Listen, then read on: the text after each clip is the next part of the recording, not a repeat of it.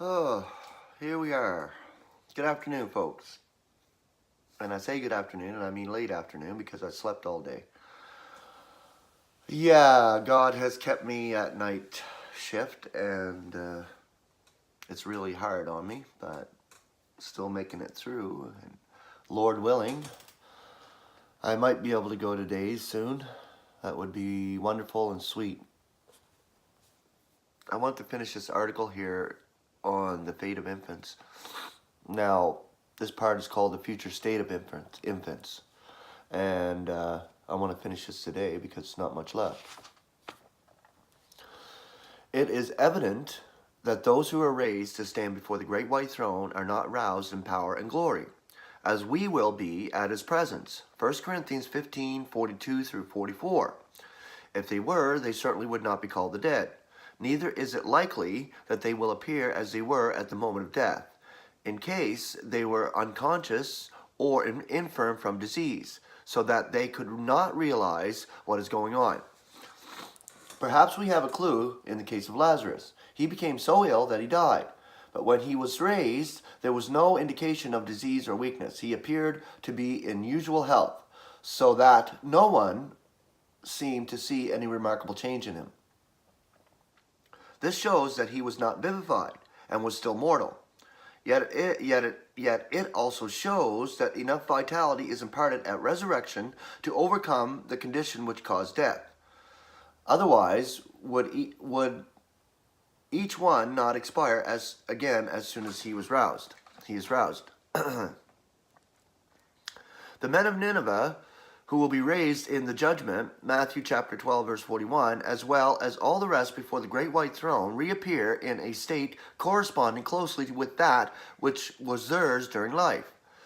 This is why they are called the dead. Revelation chapter 20, verse 12. This is a very striking figure of speech, for it is evident that though they had been literally dead, they are so no longer. They are so no longer.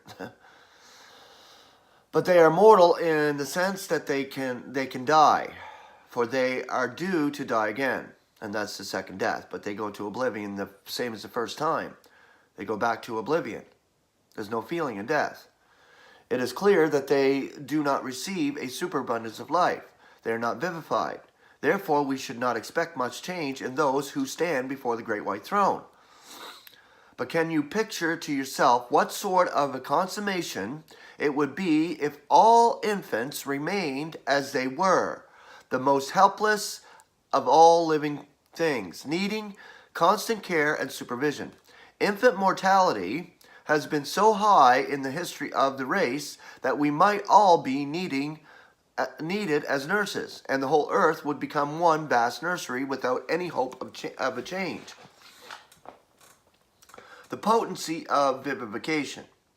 I expect to have powers and capacities after vivification far beyond those I now possess.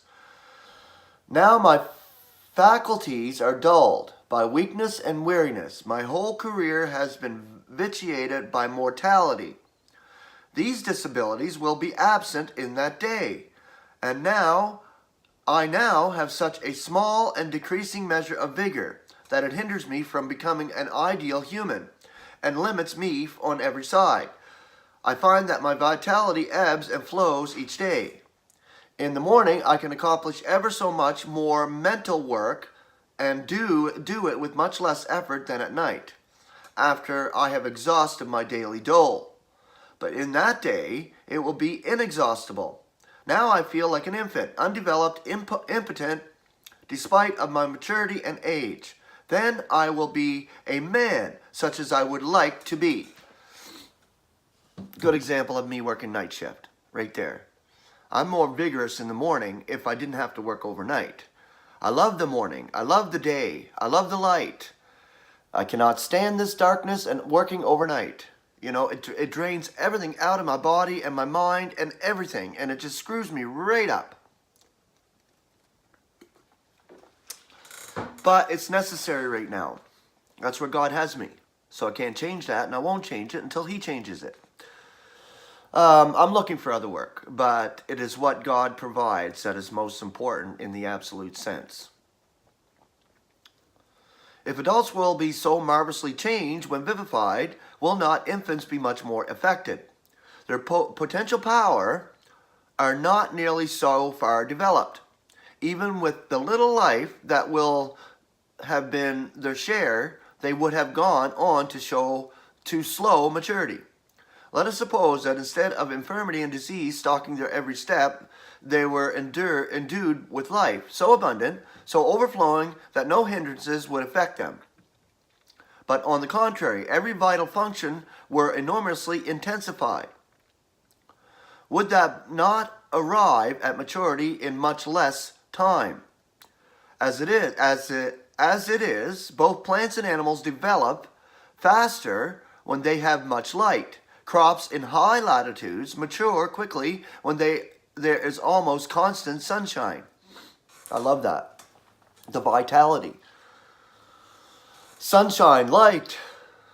So I do not expect to meet my brother as an ailing infant at the consummation, but with the vitality so great that his development may be instantaneous, or a time so short that it is not worth reckoning. Mothers, fathers, our departed dead are in much better hands than ours. He in whose care they are now are infinitely wiser and kinder and more compassionate than we are. And this is true whether it concerns believers or unbelievers, babes or mature, whether they enter the judgment or not. He created them for his own glory, and this demands that eventually he save them and reconcile them according to his word. They have little to lose compared with him. He will lose his great name and will forfeit his fame if a single one of his creatures is finally lost. Think about that. More than that, his inspired word must be fulfilled to the minutest item. Will he not keep the greatest of all his promises, and through the sacrifice of his beloved Son reconcile every one of his creatures and become their all? Yes, he is, and that's what he will do. Reconcile his whole universe. Mature, immature, babies, infants, all of that. And that's the purpose of that article. I want to give you a consolation on that, because their vitality will be awesome in their new bodies. As we will get new bodies, so will they. More vital, more vibrant from the actual elements on the new earth. God will be their light. They will not need no sun or orb or anything like that to shine on them. God will be their light and their power and their vitality. I don't believe they'll be raised as babies. Wah, wah, wah. No, not at the Great White Throne. They'll be raised to a certain point in their life or in their growth so that they will be well aware of what's happening. But the dead, great and small, are raised before the Great White Throne and are judged and are reconciled eventually, whether it is for the new earth, in the last eon, or at the consummation. That's the whole purpose of this, reading this for you folks today. All right. Got a couple more nights of work, and then I'm off for 4 days, which is going to be nice. I look forward to my days off very, very, very much. I can sit in the sunshine out on the back deck. I can do my show, and I can enjoy life and give you such awesome blessing of truth that God has graced me with. So, grace and peace. Have a wonderful day.